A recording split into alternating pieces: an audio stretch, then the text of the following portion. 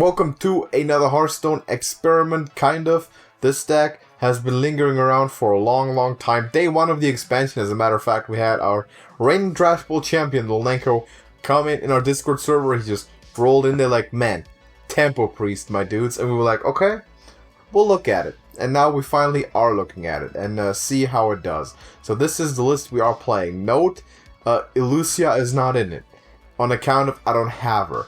And I'm not making her for this list. But if I ever do end up getting her, we're going to revisit this and then try it. But I do have Allura and Amet, so we'll see what we can do. Kind of a little bit reminds me of the old Combo Priest days when we used to play Amet and Psychopomp, and you just got the big minions out. But there's no Divine Spirit this time because that's in the Hall of Fame. But there is Inner Fire, there is Power Word Shield without card draw, and just maybe there will be something. Couple buffs. So we'll see how this plays. We've never played it before. First time ever, live on video. Let's get it. All right, Golden Hunter. He's for real. We know that. I mean, he's for real. I can personally attest to people with Golden Hunters being for real. Yeah, that's for real. Let's get the Vile Fiend here. Nothing else, I think. Feast, you could arguably keep, but it's best if you have 12 here. Yeah, I mean, it's best if you have something to buff with it, and it's not, unless we coin it on one, it's not going to be there in time, so. Oh, right, Power Word Tentacle got cheaper. I remember, yeah. Power Infusion. Oh, sorry. Yeah. I mean, wasn't Power Word Tentacles literally just 5 mana, give a minion plus 2/6? I think it might have been, yeah. Might have been. What was Valence Chosen? It's I spell think damage? 4 mana, and then give a minion plus 2/4 and spell damage +1. Yeah, I think that's what it was. Something like that. I also noticed today that Hippogriff is just a total power creep on Stegodon too. When I discovered both of them in the same pool, I noticed it because it just has Rush. It just has Rush top, nothing yeah. different. I mean, there's also a couple cards that are power creeping, of course, on everyone's favorite Silverback, yeah. We made an entire video about that. Couple of them. We made an entire video with cards, couple dozen. Yeah. Link maybe in the description or on the channel page. Yeah, info cards, whatever. I'll see if I remember. See what this hunter do. Do he though? Maybe he does something. Wouldn't that be something? Playing the Hakar card back. Oh yes. Want to coin this? No. Yeah. Choppy Curve. We could maybe use the coin on 3. So the thing about the Hakar, or the what is it, Cursed Blood, whatever it's actually called, the card pack. The thing about it is that it was automatically equipped when you got it. Yeah. And when you played against people just never unequipped it. They never unequipped it? The blood of a card, that's what it's called. What the hell? Yeah, some people just kept it. I was like, oh, it looks cool, I want to give it. I mean, maybe they didn't even go as far as to, like, consciously think about it. They didn't realize it? I don't know. Did we kind of met? Yeah, we kind of met for the high roll. Put the power word on them. Yes. I'm not used to power word not costing mana. I'm also not used to not drawing you a card. If he sticks, we have big brain times.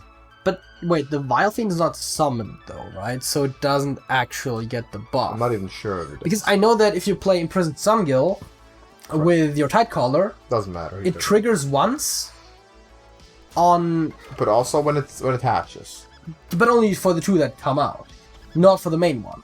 It only gets the 1. So I guess this one wouldn't count. Yeah. If Hearthstone were consistent, which it isn't always. He did take it out, which is more smart. I guess we trade and then we could feast it. We could Psycho Pomp too. Oh, to get the Amet. Yeah, I want the Amet back. Let's do that. And we trade, of course. We trade anyways, yeah. Amet now with Reborn makes it tougher to kill. And, means there's a very reasonable chance we'll have an Amet with 1 health. That's not good. Yeah, but then we can feast it though, and it'll. I mean, yes. That'll be alright. Oh, he's going all the way. I would assume it's explosive, and I assume that he's playing a Face Hunter. Okay, but double trade now and Devout? I think it makes sense to definitely double trade. Or we infuse. Oh, it's freezing. See, I froze the Psychopomp. I'm doing good things here. Let's still trade? And maybe... Feast trade, or... Double feast? Infuse? We could infuse trade. Infuse and Homunculus. Let's do that. Infuse trade Homunculus, yeah. So, the Homunculus should theoretically, but it didn't seem like it was, have its health set the moment it gets summoned and then awakened with it. But I don't think that's how it works. I don't think so either. Which makes me question if it's gonna trigger the Amat at all, and if it does, then it's inconsistent with how Sungill interacts with Tidecaller. We'll see. Oh, Misha. Little Misha. But he's getting all the aggro rolls. Sure. But we're good, we have big Amat.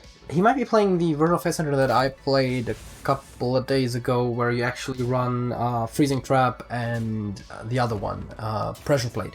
Pressure Plate. Because there's so much Libra Paladin around that it actually makes sense. Pressure Plate's a good point.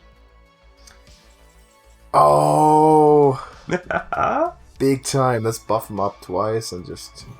I guess we could kill the Reader. Or do we even just play the Pupil? Yeah, let's play the Pupil. That's what I was thinking. Student. With 13 health, and then 13 health? We can still kill the Reader. No, or not. Or we could also just... You don't want none of it, we'll play another one. Dude. Sure, Amat is taking over. Yeah. God damn, let's do it again. Alright. Worst hero in the game. Dame Hazelbark. Why? Did they ever make this? You could keep the Reader here. The shield, I suppose. Yeah, I mean, it goes very well with the Reader, because it effectively draws your card once again. Seth is good. Which also goes well with the Power Word Shield. Yeah. Turns out things go well with Power Word Shield in this deck. Yeah, that's what we play on. I was about to say, it's almost like we played for a reason. Yeah. Yeah, let's go Sethek and buff him. See what we can get. Could be alright. Now, notably, of course, it says after cast a spell on a minion, so it's not just for buffs, it also works for destroy effects or for, you know, this Lizul scheme. Depletion effects. Yuck. Do we just play the Yeah, Reader? we play the Reader. It is a tempo deck. True. Tempo Reader. It's supposed to be. It's a speed reader, my dude. It's speed reading. Oh crap! Oh no! Here we go. All right. Okay. Yeah. Okay. There we go. Classic. Calling Guardian Animals? Classic Druid guy move. Alright, this is already over. Completely game. We're tempo deck, shit.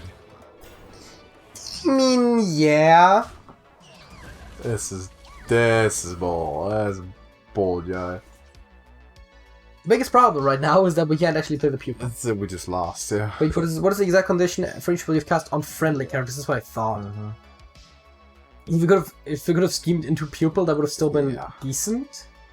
You know what? We're gonna end the video here, man. That was some crap.